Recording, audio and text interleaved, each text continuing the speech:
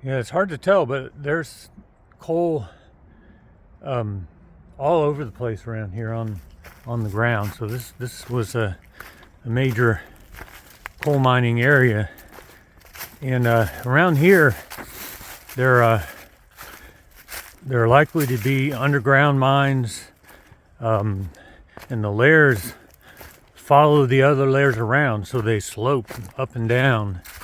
Not like some of the other coal mines you see in western Kentucky and now western Wyoming, where you have thick horizontal layers. So it makes mining challenging. So a little bit on coal. Um, there's broad types from I guess anthracite is the hardest coal with the most carbon and the least volatile chemicals in it, and then you have bituminous, and then you have the coal you have out west, and I can't remember the term for that. It's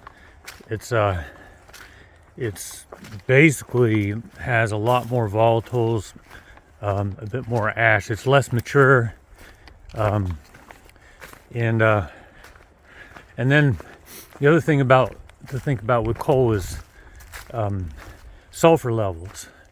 So you can have really high sulfur coal up to 5 or 6% on one end, and you can have low sulfur coal down to like 0.5% or less sulfur. And of course, when you burn that, you get less sulfur dioxide to deal with, to have to control, and so that has a big impact on where and how this coal gets burned. And then of course you have the type of coal that is good for coking, for steel making, iron and steel making.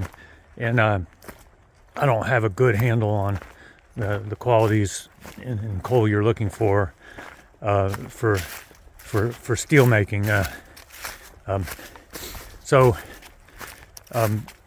coal use overall in the country for electric generation has really dropped dramatically over the last couple of decades. It used to generate as late as maybe 2007 or 8 over half of our electricity, and now I think it's down below 20%. And no one's building new coal units, so the old ones are being shut down, and that's just what's going on. Now there are some coal exports, especially for metallurgical coal for coke making, and so that's for that purpose, which it's a lot less, but for that purpose, I think there's still plenty of mining going on. Lignite was the term I was looking for kind of green coal or immature coal, but you can still use it in power plants. And there are massive deposits out west, especially in Wyoming. You might have an 80-foot layer of it, so it's cheap to dig up, and of course you got to transport it. Wow, in spite of the past impacts of coal mining in this area, the area is absolutely beautiful in this pine forest.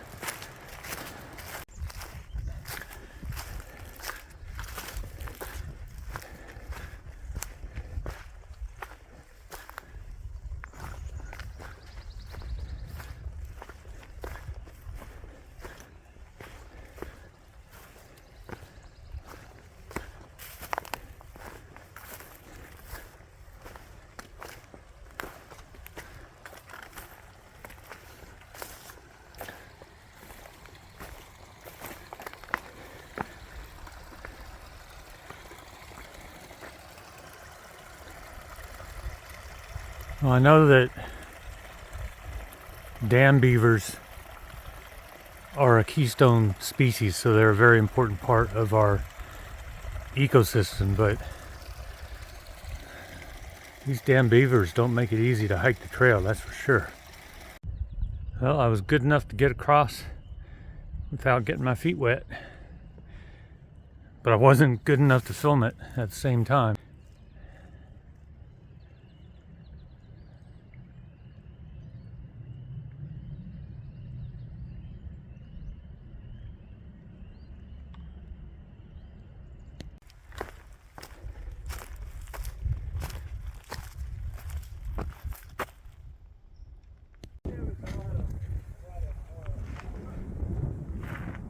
coming out of the hills. I'm with Quiet John, who's brought me lunch. All right, we're on Route 443 where the trail crosses, and I've been met here by Quiet John. And let's see, you're backlit, so I can't see your face. Let me get around here. Oh.